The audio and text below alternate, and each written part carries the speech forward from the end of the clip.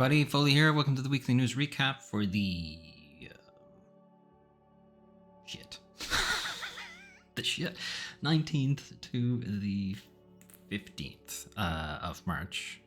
No, that can't be right. 9th to the 15th of March 2026. Good God, why do I never look this up before? Anyway, this week GDC kicked off, and Featured Game Show had a spring showcase. There's a list here of all of the games that they went through. We're just going to go through most of them. And there's a handful that I'll swap out to have a look at some of their trailers. Cordura is a new game that was shown off. It's a cooperative psychological horror game with mimicry and sanity mechanics, coming to PC and PlayStation at some point. It's kind of like Dishonored kind of art direction, and then a bit like kind of Phasmophobia in some ways. Like a Phasmophobia heist maybe thing. The trailer is all CG, so I don't exactly know what the gameplay will be. Stupid Never Dies had a gameplay trailer. Goes in a little bit deeper into how the game will play. I didn't realize it, but it's actually former Devil May Cry developers, which does explain some of the gameplay and combat design. Obviously YouTube is not a fan of the bright colors anyway, so it's being bit crushed. It looks like a lot of fun. I think your character being a zombie is kind of an interesting way to play up some of the roguelike elements of the game. So it is, by the sounds of things, a roguelike dungeon crawler kind of thing. But your character, when they feed on certain enemies, they get, I think, a choice of 2 different abilities from that enemy. And then that's your kind of mix of gameplay. You take on their powers for a little bit. It's not clear if you take them on until you grab another set of powers, or do you just have a set number of uses or something like that. But it does look like it's very much a kind of arcadey, kind of like horde mode in some ways, kind of dungeon brawler combat arena situation. You can see like the arenas are very big. It's clearly coming back to like Devil May Cry kind of things. It is a roguelike kind of thing. Story-wise, your girlfriend is freezing and you're having to drop into this dungeon, or flush yourself into this dungeon actually, to get enough energy or something to keep the fridge unit running so that she doesn't thaw out or something like that. I don't know. It's a very strange and silly story, but that's fine. Like I honestly thought this was a Suda game because of how nuts the story was. But no, it's not. Apparently it's former Devil May Cry devs. Anyway, there's no release date as far as I'm aware. No, PC and PlayStation 2026 at some stage. Dave the Diver, some more DLC, going to the jungle this time, 18th of June. Should be available on anything Dave the Diver is already available on.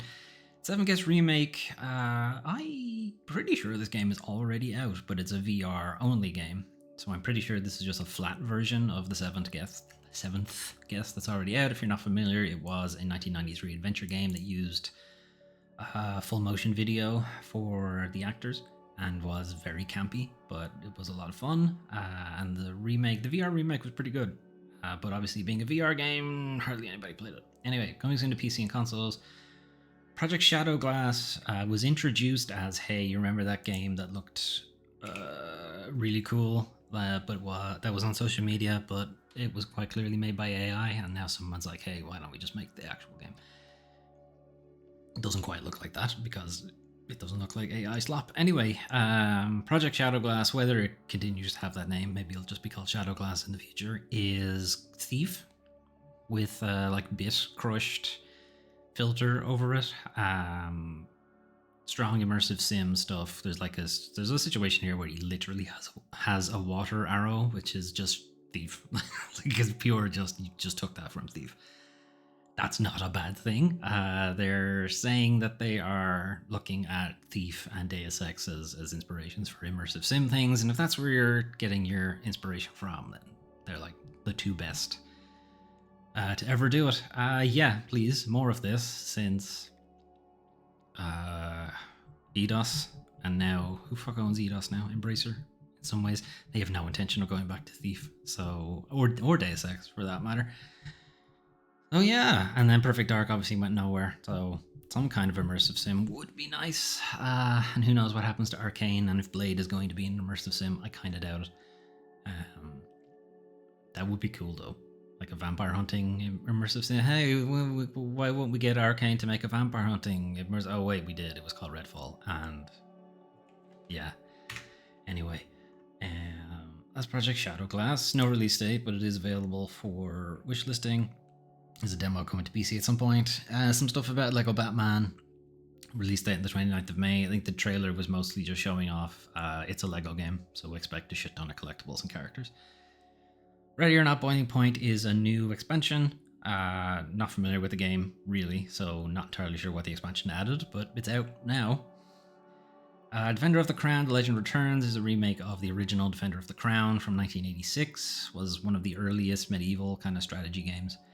Not my cup of tea exactly, but if you're interested, it's out this year at some stage.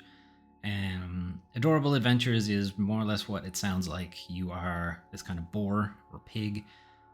You're in a kind of nature reserve, and there's a fire that happens at the beginning, and it's then your task to reunite yourself with the rest of your siblings. And you do that by doing mostly little gator game kind of things. It's like a small kind of sandbox with like a more of a nature focus, whereas Little Gator Game was more of like a childhood adventure kind of thing. Anyway, 30th of April for that. Unboxing Mr. Coup is a sequel to, it was an earlier game, some kind of Mr. Coup thing, but it's a fully hand animated adventure game. Very pretty, and all of the different interactions, like there's an astonishing number of interactions in the game. It's going to be to PC. What was the next trailer? Revamp, okay, fine. We're not there yet. Calyx is making its way to PC, it's making its way to PC on the 4th of June. It's going to be on consoles later on. Calyx is a kind of puzzle, adventure, action, brawler kind of thing. It's kind of a mix of a lot of different genres. Cool looking, actually. Blight Survival had what they claimed was a deep dive, but wasn't particularly deep. Anyway, it's making its way out to PC. Blight Survival, you may recall, is this kind of really high def medieval kind of survival horror in some ways. I think from the looks of it, you're like the soul, or maybe one of the few remaining soldiers who survive a battle, and then there's like a zombie outbreak on the battlefield, and you're effectively trying to get from point A to point B without getting killed. Whether it actually has any kind of story or anything, I don't know. They are going to be opening up playtests on their Discord later on. Cleanup Earth is, again, it was billed as kind of power wash simulator, but more than just power washing. You're like cleaning up like environmental disasters and stuff like that. And apparently it has some kind of real world contributions to real world efforts to do that. How exactly, I don't know. You'll have to probably look it up on their Steam page. Coming soon, PC and consoles, so maybe not even necessarily this year. But there is a demo available if you want to check it out. Directive 8020, 12th of May release date. The trailer was mostly hyping up their movie mode, which is something the other Dark Pictures games had, which was effectively like a pass the pad kind of thing. Because is that movie mode, or is that just party play? That might just be party play. Movie mode is like the game just plays itself and plays it like a film, I think. Anyway, 1348X Photo had a trailer to just show that it was out now. We'll talk a little bit more about it in the new releases section. Shadowstone is a kind of tactical RPG from the developers of Sunderfolk. I wasn't massively wowed by it, to be honest. Little Nightmares VR. I mean, yeah, more VR games. Is just, I kind of wish you'd take the games that would benefit from it and not make... I kind of wish you would take games that are already first person and just make them VR instead of making entirely new entries. Because that feels like it's just not going to work. But anyway, 24th of April, it's coming out of nowhere and launched to very little fanfare. So I feel like Sony's not going to really do anything, even though it is coming to VR too. Silver Pines had a little bit more trailer, but it wasn't. I don't think there was anything particularly new. Silver Pines was in my games to look for 2026. It's sort of a Twin Peaks survival horror thing. No Ghosts at the Grand, nothing new story-wise, but there was a fun... So the game is partially a musical, and they had the band play one of the songs from the game. Last Flag is probably a live service that's going to die as soon as it launches, unfortunately. It is a hide-and-seek hero shooter, whatever that means. I just heard hero shooter and went to sleep. Anyway, PC later this year. There was a montage of a couple of other things. Anarchy Road is like Mad Max, and also Demolition Derby. Damon and Baby is a twin stick shooter where you're a demon and you have to escort a baby. Astrotex, I don't remember. And Demon Lord Just a Block is a kind of roguelike dungeon crawler where you're a decapitated demon lord and your head is encased in a block, and it's sort of an excuse to have a grid-based combat scenario. Revamp is kind of interesting. So this is from the developers of Moonlighter and Cataclysmo. The Moonlighter 2 I think is only out soon, so maybe they have somebody else developing Moonlighter 2. Anyway, Revamp is sort of Castlevania if you were Dracula. So you have heroes kind of coming into your castle and trying to kill you as Dracula, and you enlist the aid of various monsters, various creatures of myth and so on to rebuff the heroes, and then eventually you'll have to take to the field yourself. So it's kind of like a side-scrolling Dungeon Keeper in some ways. It is billed as a roguelike, so I think the idea is every run heroes come in to try to kill you, so it's a little bit tower defense, a little bit Dungeon Keeper, and then a little bit Metroidvania on top of it.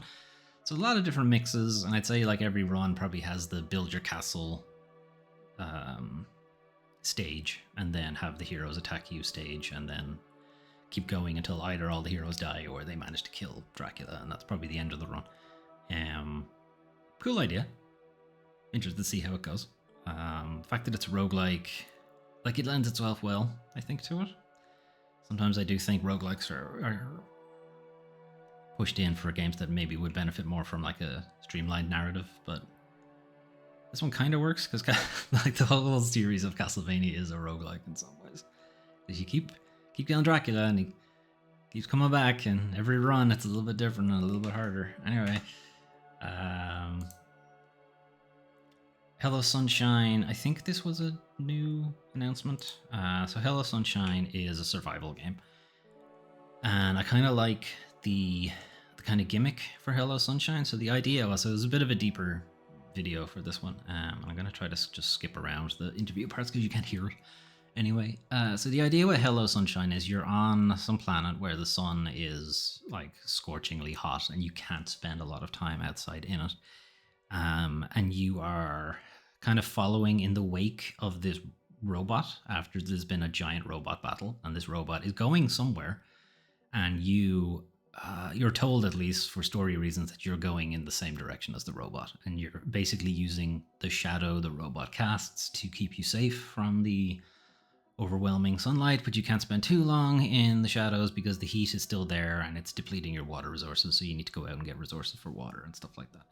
And along the way there are other things to build up. You know, you can like improve your mask and improve these other things, but for the most part, and what I found interesting about it is that a lot of survival games are, and they say this in the interview as well, that a lot of survival games are like a hub-based kind of thing. Like you build a base, go out to get resources, bring the resources back to your base and make your base better. And from the looks of things, Hello Sunshine has like small elements of that, but for the most part, your base is moving constantly. And it really is more of a case of surviving that one day to just maybe make it to maybe it's like a refueling station or something, because there's definitely there's a clear spot there in the video where the robot sits down. So there's clearly at some points the robot does stop. Maybe it's solar powered. Maybe it's like that kind of situation. Anyway, I don't think they have a release date ready for this. Like, it's video footage is still pre-alpha, so there's going to be a while. And there's clearly some other robots out there. Coming soon to PC, playtest arriving soon. Okay. Will Follow the Light, I had a brief look during the Steam Next Fest and was a little off-put by the sailing sections, but the walking sim bits were fine, as in it got an intriguing story, and the trailers show off some more kind of psychological trauma elements to it. It's certainly not going to be a fun play. Anyway, it now has a release date, 28th of April, coming to everything except the Switch, from the looks of it. Papa Needs a Headshot, coming soon to PlayStation and PC, is a So it's like a gunslinger kind of thing, but it's also got a little bit of like Bioshock in that you've got like the one hand is your gun and the other hand is some sort of special magic thing.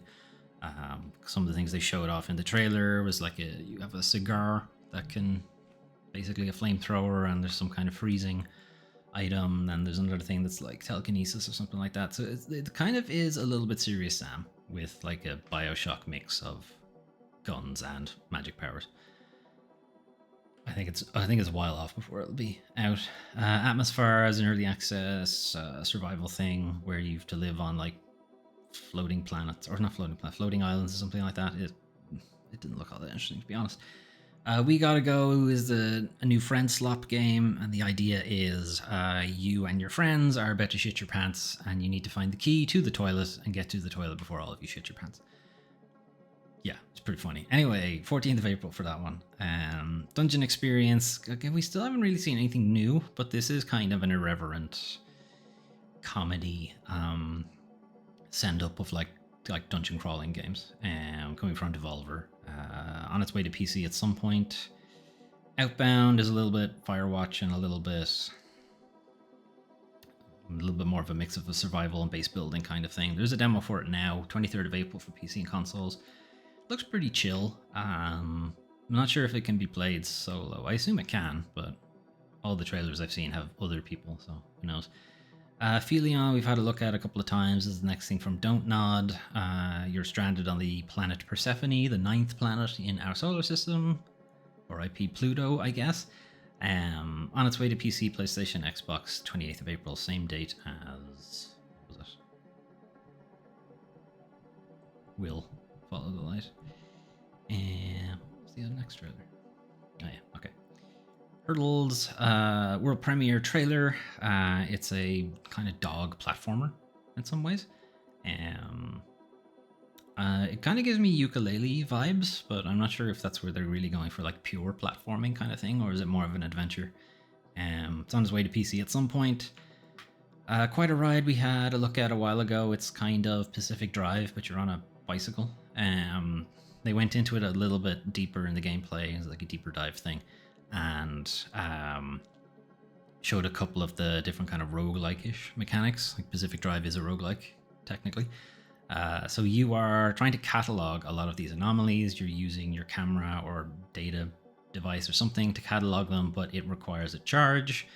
You provide that charge through a dynamo on your bicycle. So you basically need to keep pedaling, more or less, to keep that charge alive. If the charge dies, you lose all your data. And those are your probably resources in the roguelike kind of thing. On top of that, there's a kind of radio that's used to distort the environment that you're in and open up new paths or close off paths or find hidden anomalies and stuff like that. And then on top of that, certain anomalies are trying to kill you. So there's a little bit of like that kind of survival stuff to it. Shelf Heroes, I thought was going to be like a live service thing, but it doesn't look like it. It is still like a roguelike first person shooter, and the kind of gimmick is you're a toy, so like Toy Story kind of thing. And you are kind of collecting pieces of other toys to augment your power, and you're going to be some kind of weird Action Man, Transformer, Barbie doll probably by the end of the game. On its way to PC some stage soon. Deep Dish Dungeon is a kind of mix of dungeon crawling and cooking, so delicious in dungeon kind of idea. It's a bit friend sloppy from the looks of it. PC, some stage at the end of this year. There's a demo now if you want to check it out. Rover's Tale it's kind of billed as a kind of fun exploration adventure thing, so like a robot rover on a new planet and helping out some of the astronauts that are there, and then also cataloging the things that you find, but also their story beginning is so dystopian. Their idea is basically the family dog is dying, and before they die, you copy their consciousness into a space rover, and the rover continues to live on a different planet. And it's like, no, no, thank you. Let the dog die. It's important thing. No, don't prolong their life. That seems terrible. But push that aside. Maybe it will be a fun adventure thing. But Jesus Christ. Anyway, Life is Strange reunion. I don't really follow the Life is Strange story, but from what I understand, this is a reunion of two of the protagonists from like the first and the second game, maybe something like that. 26th of March for that. Gate Guard Simulator is Papers, Please, but medieval. And you have a little bit more free movement. Like Papers, Please, you were stuck in the lodge. Gate Guard Simulator, you have like people in the stocks and you have to like open and close the gate and chase geese for some reason. Looks okay, I guess. Killing Floor 3 has a new season. Okay. Monster Hunter Stories 3, I think is out pretty soon. 13th of March, yeah. It's already out, in fact. Ritual Tides is kind of Lovecraft first-person survival thing. I don't know. I'm not really getting the vibe from it. That's why I don't really have a trailer for it. Samson Tindleston Story. This game is actually out pretty soon, 8th of April, but I still don't really know exactly what kind of game it is. Like, is it a narrative thing? Is it kind of a Max Payne but without the guns? Is it a roguelike in some way? Like this trailer goes into you having some kind of debt you need to repay, and I don't know, it kind of gave the vibe that maybe like things reset every day or something like that, but I don't know. It's an odd one. Ninth Dragon. Okay, so I do have a trailer for that. This is a pretty short trailer, but it does kind of strike me as a kind of side-scrolling, voxel-based kind of Sleeping Dogs in some ways. And if that is what it ends up being, that's pretty cool. Probably not, but that's the vibe I'm getting from it. You know, it's a little bit, I don't know, Hong Kong cinema element to it, which Sleeping Dogs definitely was trying to emulate. And the voxel art gives it like a kind of unique look in some ways. Anyway, I think that's the end of the trailer. So there's not really a whole lot to it. Hopefully we'll see something new or something more next time. And then they ended the showcase with Remothered, The Red Nun's Legacy, which is the third of the Remothered games. The CG aspect of the trailer was pretty creepy, pretty upsetting. But the gameplay that they showed looks like it's another Remothered game. You know, it's a weirdo stalking you in a big mansion looking thing. Although it's probably a Covenant or an orphanage maybe in this one.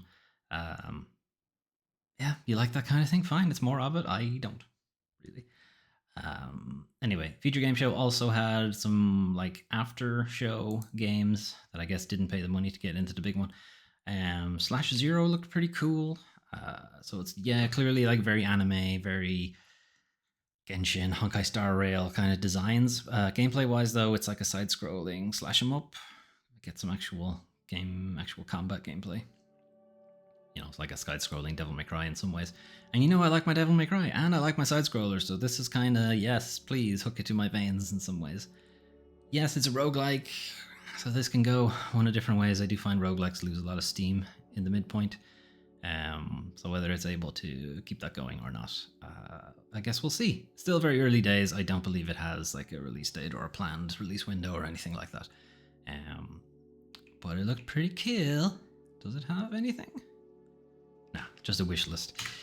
And then the other game that I saw that looked pretty good, Yerba Buena, which is kind of like a 1970s San Francisco hippie kind of thing, but also kind of the Truman Show in some ways. I think the gist of the game is that you're actually in a video game, and you have collected some kind of item that is used to fix glitches or fix bugs, and you're not really supposed to have it, but you do, and you use that to kind of like fix things that you think are like, I don't know, like you're an NPC and you don't really want to feel like an NPC anymore. You want to fix things. But yeah, I guess it's an excuse for some strange like puzzle elements and what have you. So yeah, might be interesting. There were obviously a lot of other games on that kind of list, but those were two that I hadn't heard of before and looked kind of interesting. Elsewhere for GDC, there are a couple of other showcases going on. So Computer Worlds is from NoClip, and Gil Lawson, who's a video game developer, and they're showing off games that don't really fit into any particular genre, and as such tend to be overlooked in stores that kind of do work on like a genre kind of thing. So, or a categorization kind of thing. And these games are meant to somewhat defy categorization. And in general, that just means they're really fucking weird, basically. Some of them I do think do fit into categories, like Goblin America is kind of a first-person shooter. Volume is kind of a platformer. All Living Things is an adventure game. Like, they do fit in. They're just very, very strange. Volume does look pretty cool, even if it is like kind of brutalist Mirror's Edge in some ways. Bruiseland, at least I think that's what it says. Brush Burial, Bruiseland. The font is hard to read. Is a kind of immersive sim speedy stealth game, I guess. I think your character is some kind of spider woman, and she's set out to like assassinate people. And you're just given a kind of sandbox on how to go about doing that, and it looks pretty cool. Dread Delusion has been out on PC for a while. It's a sort of first-person Souls, or Skyrim, or not Skyrim, Morrowind in some ways. I think it's making its way to console pretty soon. And All Living Things, again, is like an adventure point-and-click kind of thing. It's like an art book that's all like stop-motion, Monty Python kind of art direction. Ultimate Drummer is very silly. You're like a drummer, but it's also like an old school God of War game at the same time. It's very, very silly looking. I did think it was a lot of fun though. The other ones. 500 Caliber Contracts is kind of interesting platformer where you like your sniper rifle is also your means of traversal. So you're shooting at the ground to launch yourself up and shoot behind you to dash and that kind of thing. It's interesting. Queen's Domain is literally King's Field. You know, it's just the reverse. King and Queen and Domain and Field. But yeah, it's first person Dark Souls, which is effectively what King's Field was in some ways. Metamorphosis is some kind of maybe a Metroidvania. It's definitely like a kind of side-scrolling exploration kind of thing. I think you're a nun who's slowly dying or something and trying to find absolution before she dies. I think that was the story. Anyway, there's a lot of like very strange games. And some of them are very interesting, and some of them are what the fuck. And then on top of that, there's another Steam event going on, which is games from Ireland, considering Paddy's Day is tomorrow, at least the time of recording. So a lot of games shown off here in this particular event are games either developed in Ireland itself or games developed by Irish people. There's a couple of interesting ones. Paleo Pines is a fun game. Fun raccoon game is fun. That's what it says on the tin. It's pretty good. Dicey Dungeons is a really good roguelike dungeon crawler. Pale Beyond, I forget. It's like a survival base management kind of thing. It's pretty good. And then there's some older games. VVVVV, Terry Kavanagh. I think some of his other games are here as well. Terry's other games, literally. Some of them are there. Super Hexagon, a couple of other things. Echostasis is a pretty decent first-person psychological horror thing. Ailu is an Irish language puzzly game. Ailu means flight or swan in Irish, and if you're not familiar, there's a myth in Irish of people being transformed into swans kind of thing, so it's like a transformation as well. Eyes of Hellfire, I can't remember exactly what it was. Yeah, it's like a horror card game, kind of interesting one.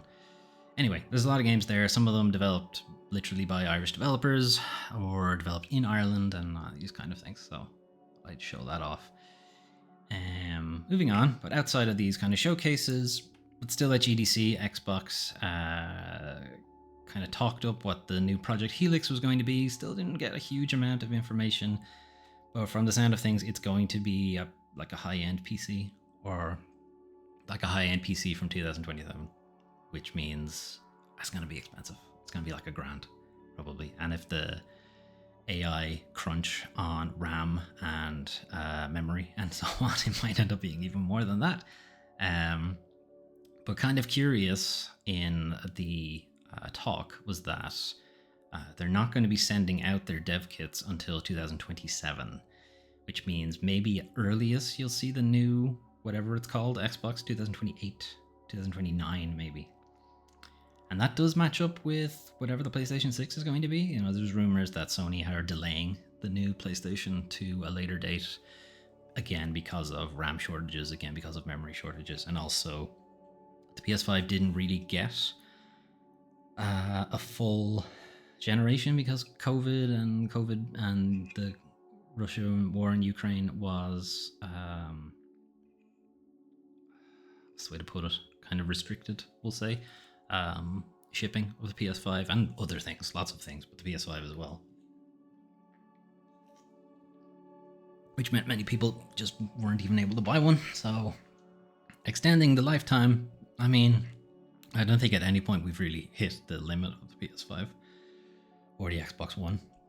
There's no reason they couldn't just keep going with it. Some other things that were brought out is that they're planning to add an Xbox mode, if you like, to Windows 11 PCs, which sounds like it's Steam Big Picture mode in some ways, which kind of just turns... Steam Big Picture mode largely turns your PC into a console.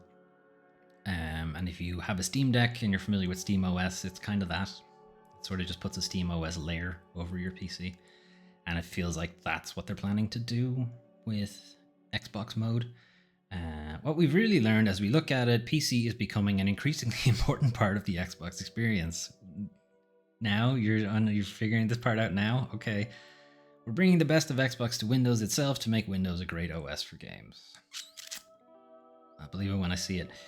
So Xbox mode going to be rolling out to Windows 11 PCs next month.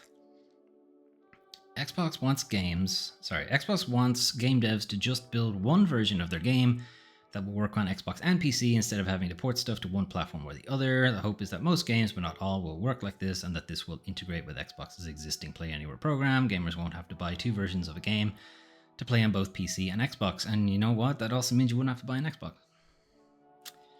So, yeah. They're still not going with the exclusivity thing, or at least if they want to like homogenize Xbox and Windows PCs as just like one platform, and how you decide to interact with it is either you buy an Xbox or you buy a PC, but effectively the same thing. Like, again, for consumers this is good, but for Xbox as a brand, not really, because it's just going to get overshadowed by Windows. Anyway, resurrecting their game preservation program and the backwards compatibility. What games exactly? We don't know. Plans to release an unspecified number of older classic Xbox games as part of its game preservation program. We feel a deep responsibility to preserve games of the past. My fucking hole. Microsoft wants to use the latest technology available to let players enjoy older games in new ways. And yeah, does that spell big fucking whiff of AI? So don't get your hopes up. The classic idea of an Xbox console with exclusives is dead. What replaces it will be a multi-platform beast made up of streaming handheld PCs and Windows. This is kind of the editorial, and I kind of largely agree that that seems to be what the message is. Anyway, moving on. PlayStation Plus game catalog for March. So this is the PlayStation Plus Extra and Premium editions. They're pretty good. Space Marine 2 has been out a while. But is usually like $60, $70, which is a lot of money. So getting it as part of the subscription is certainly good. And there have been a lot of additions and improvements to the game since it launched, so it's a pretty good get. More sports, okay. Persona 5 Royal is an incredibly good JRPG, and the Royal version adds a lot of new things. There's a new character, the new scenarios, fleshes out a lot of the kind of the villains' motives and stuff like that. It's pretty good. It's a pretty good edition. Ultimate Edition and the regular edition. Why not just the first one? Okay, anyway. Ultimate Edition I think just adds a bunch of like cosmetic DLCs.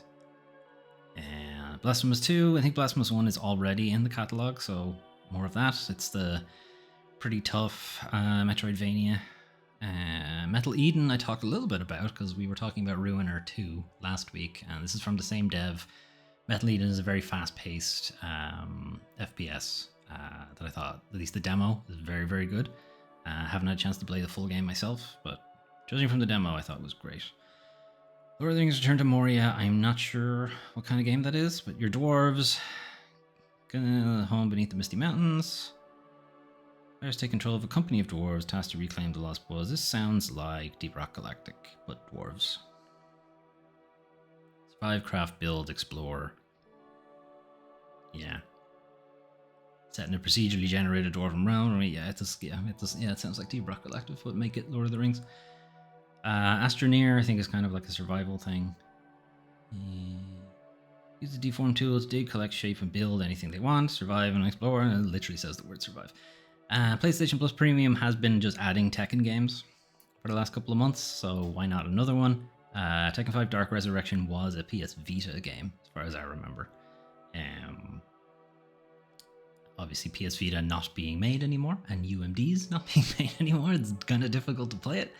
So getting it off that platform and onto something that more people are able to play it on is a good thing without having to go through emulation. So that's pretty good. By the time you see this video, those games are probably available. Free games over in the Epic Games Store. You have till Thursday to pick these up. So Cozy Grove is a fun, kind of, as the name implies, it's a cozy game. You are a scout, kind of marooned on this island as part of your scout training, and there's ghosts on the island. Nobody fucking tells you that part. And you help the ghosts like kind of come to grips with their mortality and their what do they call it? Unfinished business, that kind of thing. And at the same time, you collect like new resources to make things and build fun things to interact with and what have you. It's just a fun little game. And I think it's actually on mobile as well. Izanzo, I'm not familiar with. I think it's like an old school, like World War I shooter. World War I FPS set in the Alps, so the Italian front, I guess. Okay, not my kind of thing. It's not even clear if it's a multiplayer. I assume it is. It's a single player, so there might be a story, but yeah. As you can see, I didn't bother getting it. Anyway. Those are some of the games you can play soon. What if you want to play something right now? You can play John Carpenter's Toxic Commando. From what I've seen, it's getting decent reviews. It's not like super amazing exactly, but it's like pretty good fun time if you can manage to have 3 friends and have those 3 friends play the game with you. But it is very much Left 4 Dead. Very much so. But from what I've seen, and again, what I've seen from the reviews, it's been pretty well received, if not, reinventing the wheel or anything like that.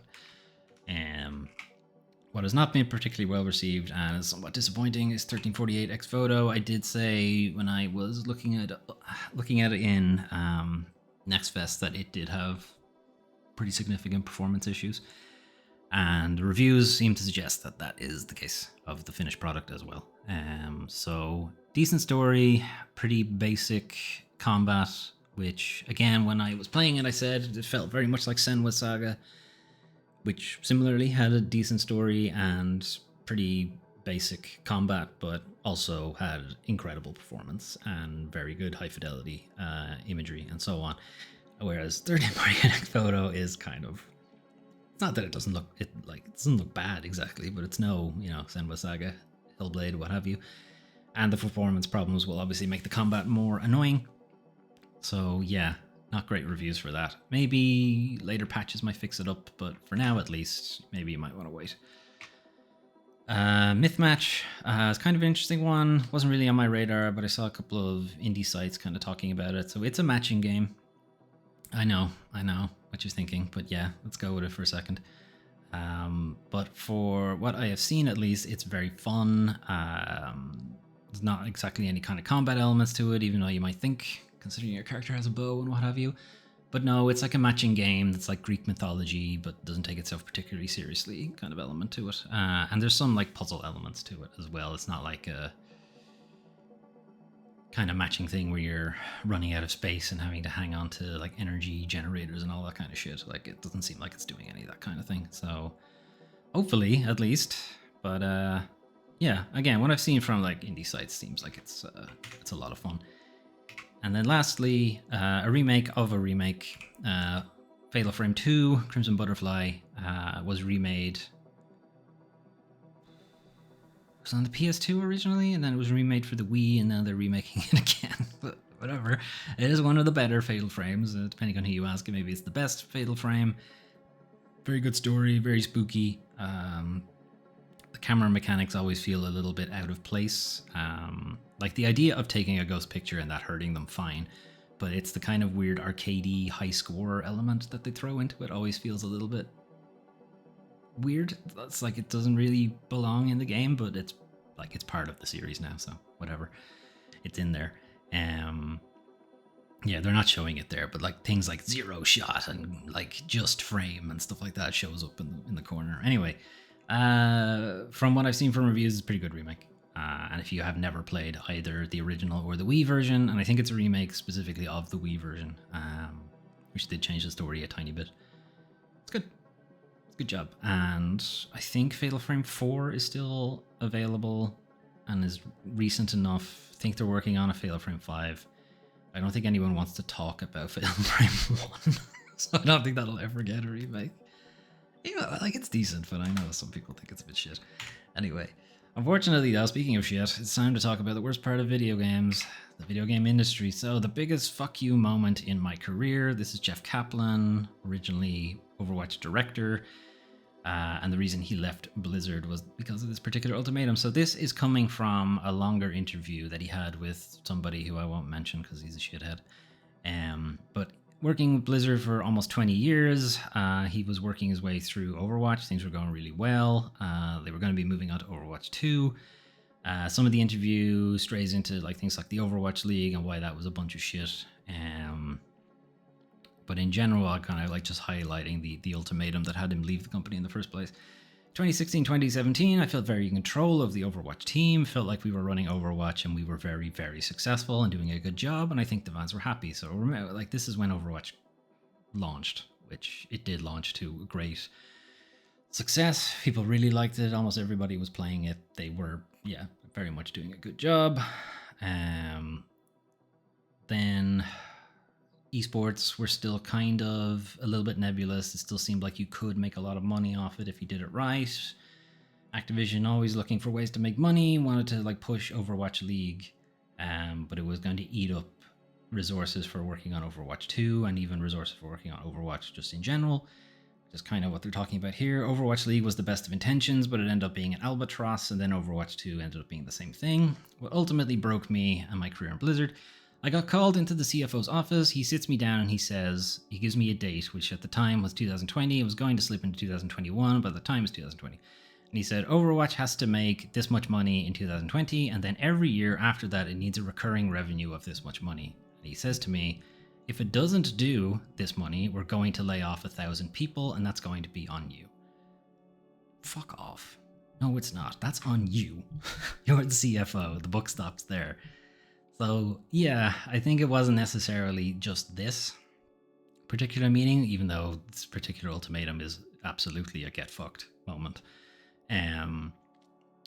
But him talking about how he had been in many meetings that had this kind of thing of people just not understanding video games and just wanting to milk money out of it. Meetings where they're like, Fortnite has 1,400 people working on it, so let's just hire 1,400 people and make Overwatch free to play and we'll make all that Fortnite money. No, these are different games with wildly different art designs and wildly different gameplay mechanics and wildly different goals in their games.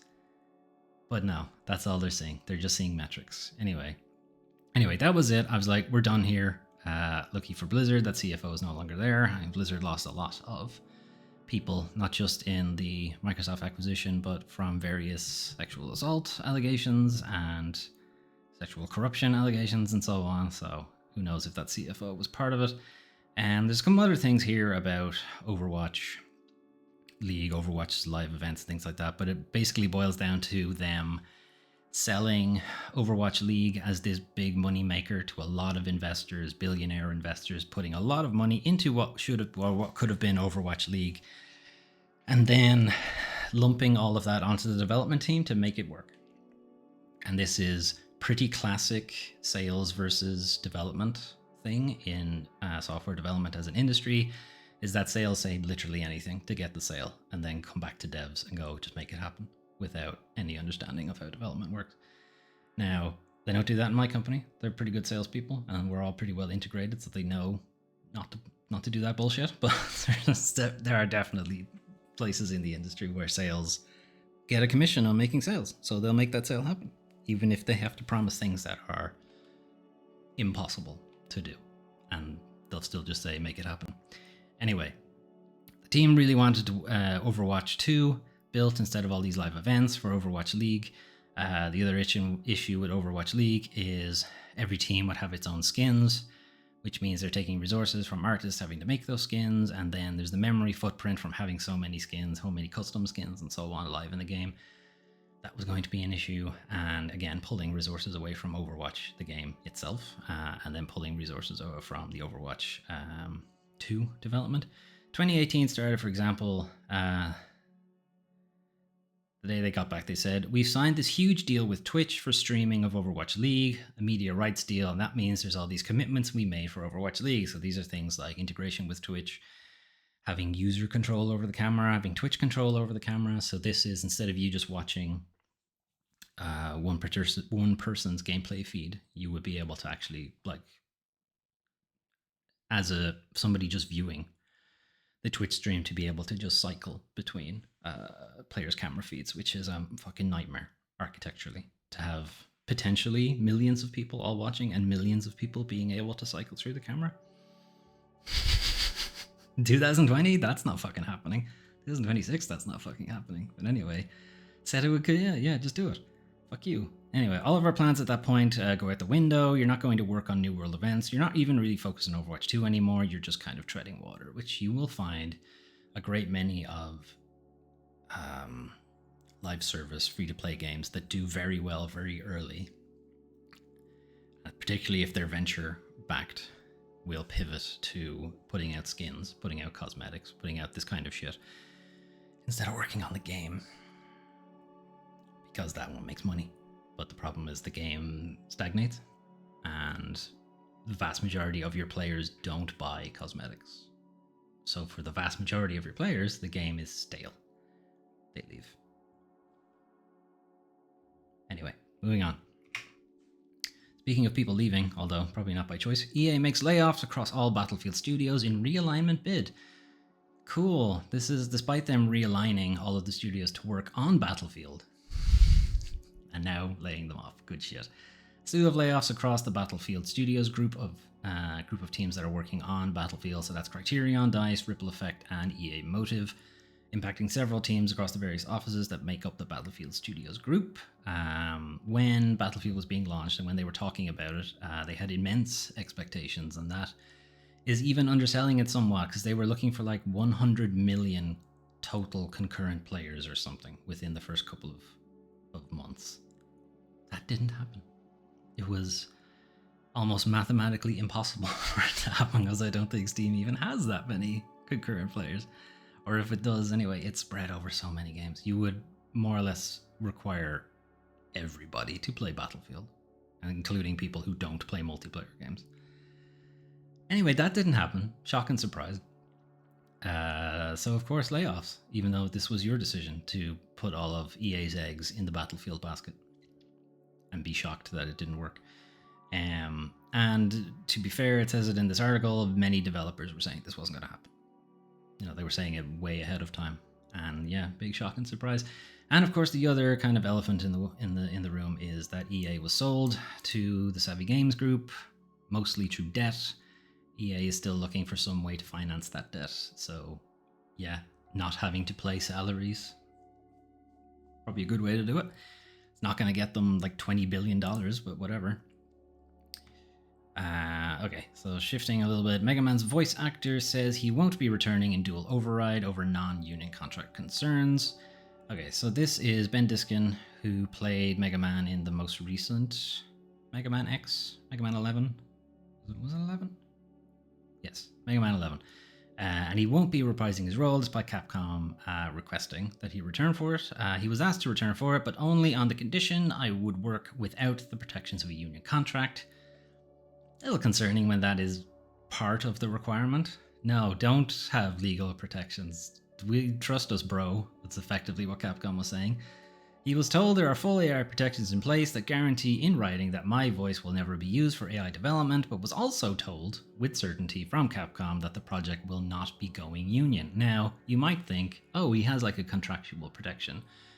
for AI usage. And that is arguably why, like, the SAG-AFTRA union's video game contract, voice working contract, has all of that generative AI stuff excised. Basically, it's basically you can't use it, or you have to like have a very strong contract around how it's being used. So if you're gonna have that protection in your voice, why not just go union? Unless, of course, you weren't going to do it, or you were going to try to work your way around it a little bit. Anyway, his issue would then be that he would have to take a legal challenge to Capcom himself should one arise without the financial support of a union, and that is generally why you want a union. Because even though they have this in writing, yada yada yada, if Capcom decide to break it, or you feel they violated the contract but they don't, you would have to take them to court instead of going to your union and have your union representatives, who would definitely be able to handle this and would have the expertise to handle this. That's why you want a union, for that protection. Anyway, Screen Actors Guild had then put out a do not work order specifically for Mega Man Dual Override. Is it because of this? We don't know. We haven't heard from Capcom specifically if it was because of this, and we haven't heard from SAG-AFTRA specifically if it was because of Ben Dyskin saying Capcom didn't want to go with a union. SAG-AFTRA have said that Capcom have failed to initiate the signatory process with the union, so it suggests that it probably is, but we don't know. Anyway, Ben Dyskin basically came back to say, like, the bottom line is the video game industry is facing record layoffs, huge amounts of uncertainty, and I need a union contract to feel safe. So, obviously not great that the voice of Mega Man is probably going to be somebody else, but it's important to, like, put your foot down for that kind of thing. Hopefully Capcom get the memo. I doubt it, but maybe. Moving on. Fortnite raising V-Buck prices and cutting back bonus rewards to help pay the bills. Yes, Epic needs help paying the bills. Fuck you. Anyway, Epic Games allegedly needs extra cash to help pay the bills. Sure you do. How about those free games you give away every week? There's a pretty easy way to recoup on that. Anyway, so they're raising the price of V-Bucks, as well as reducing the number of V-Bucks that Fortnite Crew subscribers get. So that's the subscription package. And removing any bonus currency rewards from main battle passes. So normally there'd be a bonus currency, bonus V-Bucks you would get in the paid battle pass. And that would be enough currency to buy the next battle pass. So as long as you kept finishing battle passes, you could just roll the currency into the next one and keep going and keep going and keep going. Not anymore. Which is something we saw with Marathon last week. And players were complaining about that. And now arguably the guy who started the battle passes, I don't think they did, but I feel like they did, but I'm not sure if they did, is now removing that as well. Epic is also raising the cost for players buying an exact amount of V-Bucks. It will soon cost $1 to buy 50 V-Bucks, where usually it was 50 cents to buy 50 V-Bucks. They were effectively 1-to-1. Now they're double. They've doubled the price of V-Bucks, effectively. So they say here that this is some good news, but it's actually not. It's not good news. Anyway, the main battle pass now costs 800 V-Bucks instead of 1,000. The game's other 3 passes are also getting 200 V-Buck price drops too. That's just because it's coming in line with this. So the $9 pack previously would have given you 1,000, which would have been enough to buy the battle pass. It's now 800, but now the battle pass is also 800, so you can still spend the same amount of money to get the battle pass, but not enough to get like the cosmetics and stuff like that. So allegedly from Epic, the cost of running Fortnite has gone up a lot, and we're raising prices to help pay the bills. Yeah, except you won a good few court cases that actually made things even cheaper for you. Timing of this announcement is a bit of an eyebrow raise. They had the settlement with Google, which basically means that they can have their own store on the Google Play Store and they don't have to give a cut to Google, which would have been at 30%. And then they had something very similar with Apple, saying that Apple couldn't enforce that people had to buy V-Bucks through the Apple Store, that they could buy it through Epic's Game Store instead. Similarly, wouldn't have to pay the 30%. So how, instead of putting those savings back onto their players, they're instead jacking up the price for everybody else. So they're keeping the price the same, but what you're getting is less, which is called shrinkflation in most places, or enshittification. If you're not familiar with either of those terms, look them up, but that's exactly what's happening here. Good shit. Anyway, speaking of shitty business practices, I guess, I don't know. Valve responds to New York lawsuit, defends loot boxes, compares them to Pokemon card packs. Yeah, so this is Valve's response to the Attorney General suing Valve, alleging gambling for minors, things like that, and that is illegal in New York, which is why the New York AG is taking the case. There's also a class action lawsuit, I think, taken on something similar recently. Anyway, Valve typically doesn't respond to these kind of things, but decided to respond to this one for some reason. Its response isn't great, to be honest. Anyway, these types of loot boxes in our games are widely used, not just in video games, but in the tangible world as well, where generations have grown up opening baseball card packs, blind boxes, and bags, and then trading and selling the items they receive. On the physical side, popular products used in this way include baseball cards, Pokemon, Magic the Gathering, and Labubu. Now, kinda. This comparison is kind of close, but it's missing a lot of very important details. Anyway, we'll continue. We'll come back to these in a second, but addressing gambling specifically, and they're saying what I said they were going to say, which is basically we don't run the gambling sites, so fuck off. Valve does not cooperate with gambling sites. To date, we've locked over 1 million Steam accounts that were being misused by third parties in connection with gambling, fraud, and theft. We've also shipped features to discourage gambling sites' ability to operate and protect Steam users from fraud, and we forbid any gambling-related business to participate in or sponsor tournaments for our games. Now, shuttering like a Steam account is kind of a big deal. It's like very different from shuttering just one game's account, because to Valve that has value. You know, Steam accounts have games attached to them. People have bought those games, so shutting those down has a little bit more of a legal quagmire than just banning somebody from one particular game. And having a million of those, like, they are addressing it, but like this part's wrong. Anyway, we'll go back. We think the transferability of a digital game item is good for consumers. It gives the user the ability to sell or trade an old or unwanted item for something else, in the same way an owner can sell or trade a tangible item like a Pokemon or baseball card. The New York AG proposes to take away the user's ability to transfer their digital items from Valve games. Transferability is a right we believe should not be taken away, and we refuse to do that. Now, that's a very good one as well. The AG's inclusion of the... Oh, yeah, she wanted to do something about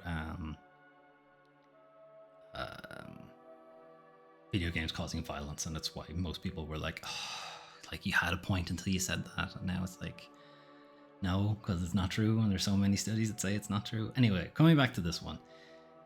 So the tangibility thing, being able to trade cards in person, and not like I did this, sort of like football cards and pogs and various different things that I would have traded on the playground, courtyard, and so on. And you can do this kind of thing in Magic the Gathering, what have you, blind boxes, that kind of thing. Sell them on a third-party store, or just literally trade them with your friends, or this kind of thing. And yeah, that kind of works, except they're literally things. They're literally physical things. And digital items have arbitrary rarity. Like there's no reason you couldn't just make an infinite number of legendary items. This is legendary cosmetics or whatever. And Valve even saying they're all cosmetics, so it's not like they give like an unfair advantage or something. And for that reason they need to be incredibly rare. There's no reason for them to be incredibly rare. Blind boxes, and now again, you could argue for these kind of things. Magic the Gathering has an actual game attached to it, so making those cards rare kind of does make sense. But or does it? Because you can still use proxy cards, can't you? Maybe that doesn't make as much sense. The whole tangibility thing doesn't really work, and it also, the gambling side of it doesn't really work either. I guess, unless people are like gambling and buying like an entire box of Pokemon cards and then gambling on what will come out of it. But it's not like you get to keep it on a site or whatever. Like I don't see how that works. But yeah, the idea that like these kind of cards like these loot boxes have an in-world, real-world equivalent. Not really, because the fact that they're a physical item and one of them is a digital item doesn't really work. Digital scarcity is false. Whereas a real world scary, you can only print so many of the thing, right? Whereas with a digital item, it's functionally infinite. So I don't think that really works. And if you were able to, and if Valve took the controls away from it, I suppose, to be able to infinitely create these cosmetics, the gambling system would disappear. But of course, you make money off of these loot boxes, so yeah. And then that's the other side of it, is the trading element, is that if you have a tangible item, I just give it to you. You can give me anything for it, really. Give me a chocolate bar for it, which I think once or twice I did trade something for like lunch. But you can't really do that, Valve. You have to sell it on their marketplace, and Valve gets cut.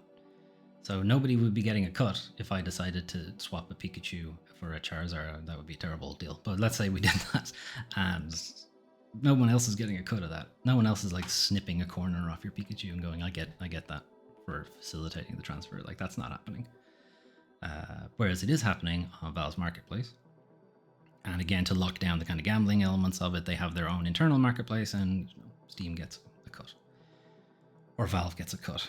And then going back to this one, because this one's very funny. Transferability of digital goods is a right we believe should not be taken away, and we refuse to do that.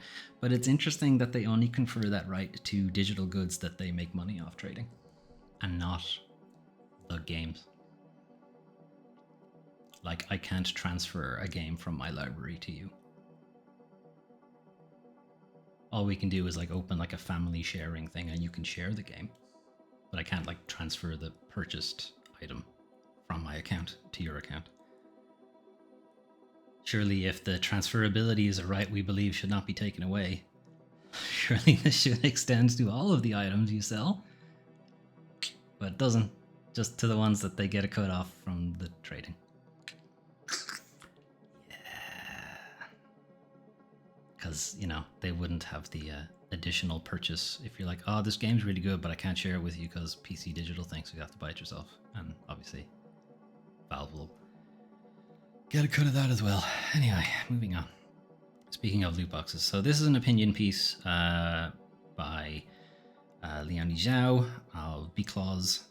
They do like loot box state of play and stuff, and this is about PEGI changing the age rating for loot box games. So if you're not familiar with PEGI, they are effectively the European ESRB. They're the rating board for video games. So they give things like 18 plus, 16s, 14s, that kind of thing. And they're changing games that contain loot boxes. Previously were 12s, I think, 12 and up, and now they are 16 and up. Unfortunately, and goes into it here as part of the opinion piece, that PEGI's loot box rule changes are welcome, but they should be retrospective, and it is only new games are getting that rating, which effectively locks in the big players who are already there. So EA, for instance, football coins, and again in Europe, football is a pretty big deal. So like the FIFA games or the EA FC games now have a lot of players, and have a lot of players buying foot coins and so on, and that's not being hit by the PEGI age rating change. So they get locked in. They get to still benefit from the 12 and up end of things. Whereas any new game that would be competing with them and would also have loot box elements to it now have to do 16 plus. That's categorically unfair. And this applies for any game. We've been talking about Overwatch, we're talking about Counter-Strike there with Valve and so on. Like, they're all going to be grandfathered into it, so they're still going to benefit from whatever their current age rating is. Like, some of them are like violent, like shooters and whatever, so their age rating would go up anyway. So it's possible they'll already have been 16s or 18s, potentially. But for ones that would have been less than that, games with like gacha mechanics, games with like hero collection kind of things, anything with these kind of random surprise mechanics can still benefit from being less than 16 plus, whereas any new game that brings them in is 16 plus. And that's obviously going to stifle any kind of competition element of that kind of thing, because you are now categorically not allowed to sell those games to a not as big, we'll say, a demographic as FIFA are getting. Now, whether this continues for like EA FC 27, EA FC 28, I don't know if they'll be re-rated differently, but locking them in now is a bit shit. Anyway, it's a good piece if you want to check it out. Speaking of unions, for Capcom, unionized game workers launched petition to protect immigrants from ICE agents.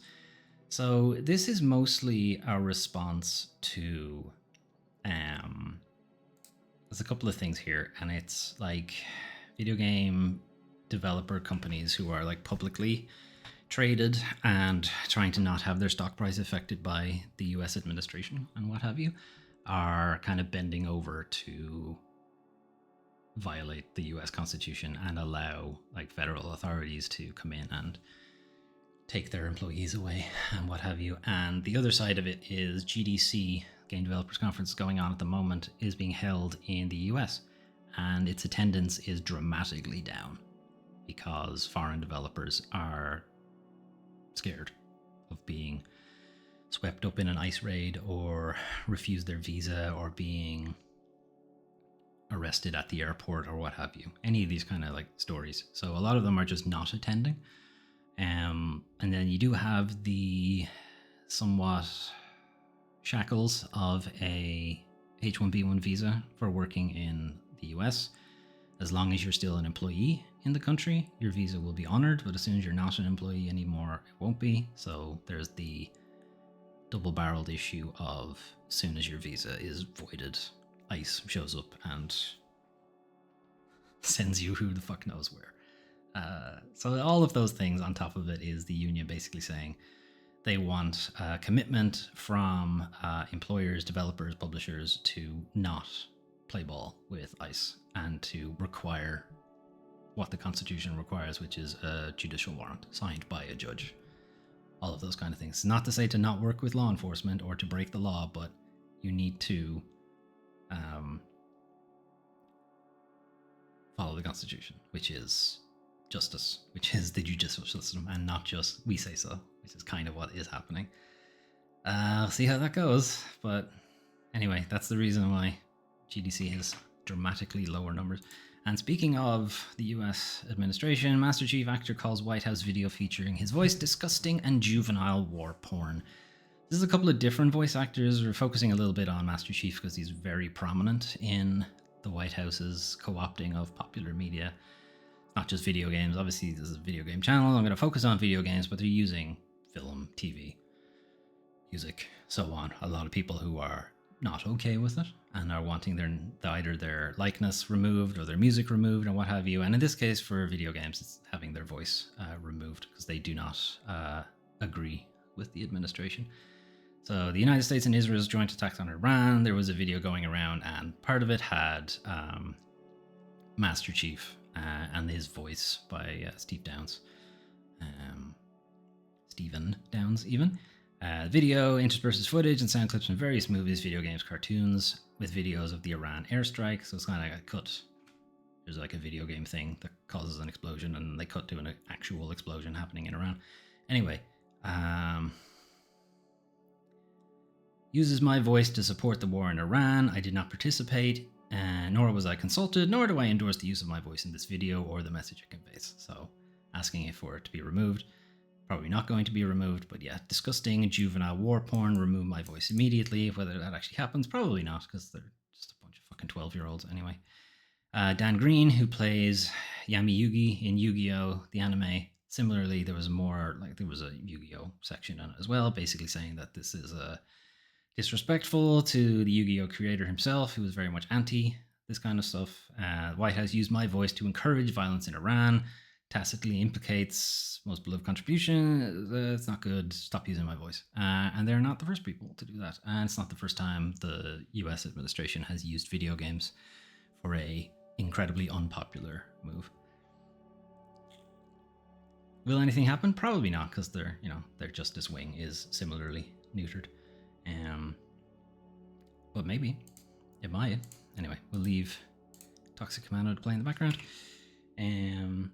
So that was your news for, I've forgotten again, the 9th to the 15th of March. 2026. So there's some like good things from the Future Game Show.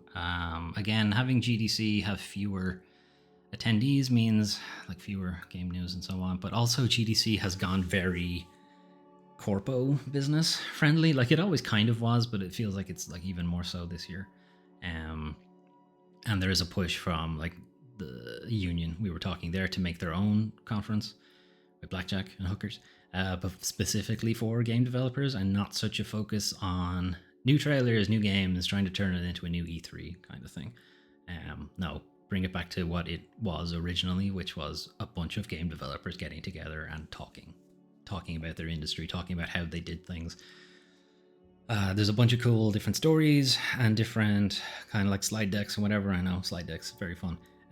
But talking about like how the games were made, like specifically technically how they were gone into, and that's very important for developers because like for a great number of reasons, just sharing how you do things so that you don't have to reinvent the wheel every time. But there's also the problem in the game industry, because there's so many layoffs, you lose a lot of that information, that institutional knowledge is what it's called.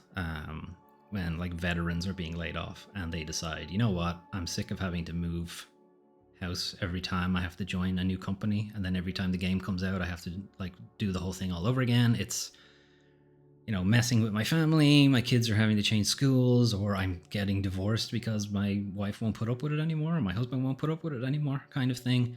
And they just say, fuck it, I'm just gonna go do software development somewhere else, join the finance industry or something. And you lose the guy who figured out how to do, I don't know, like bloom effects, or you figured out the guy who figured out how to do ray tracing and these kind of things, or figured out how to do streamed loading, or figured out how to do any of these kind of things, how to do like multiplayer architecture so people aren't having to redo it every couple of years.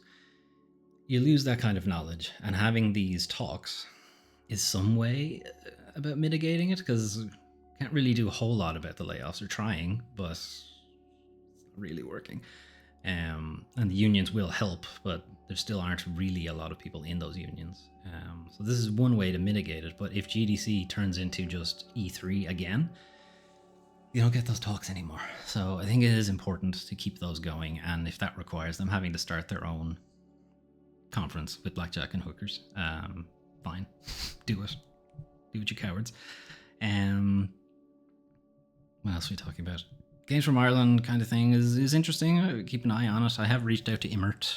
Immert means play in Irish, and I've reached out to them to see if they have like people I can talk to about the thing, or like talk to some of the developers and that kind of thing. Because I did once upon a time want to join the video games industry, and at the time when I came out of college, 2008. Look up history in 2008. You can imagine how that was going. So had to put that aside, and yeah. Well, you can see all the stuff I do in industry bullshit. It means I don't necessarily want to take a job in the industry now. But I would be curious to see how things have changed in those years. Anyway, what else were we talking about? Various other things, I'm sure. Anyway, I'm still working on the new UI for this video, because as you can see, like the games beneath my face, we haven't played in a while. There's a big empty section to the side there that's meant to be chat, but I pre-record this, so obviously there isn't going to be any chat, and all these kind of things need to be removed and changed and moved around. So I'm still working on that, and there might be, I don't know, there might be a change in how I do the news video going forward. I might pre-record it and then edit it later, so I'm not doing these kind of ums and ahs and what was I talking about kind of things. But that's a lot of extra time that I don't really have, so who knows? Who knows if I'll get around to that. Anyway, I'm going to head off. Have a good rest of your day, and talk to you guys next time. Bye.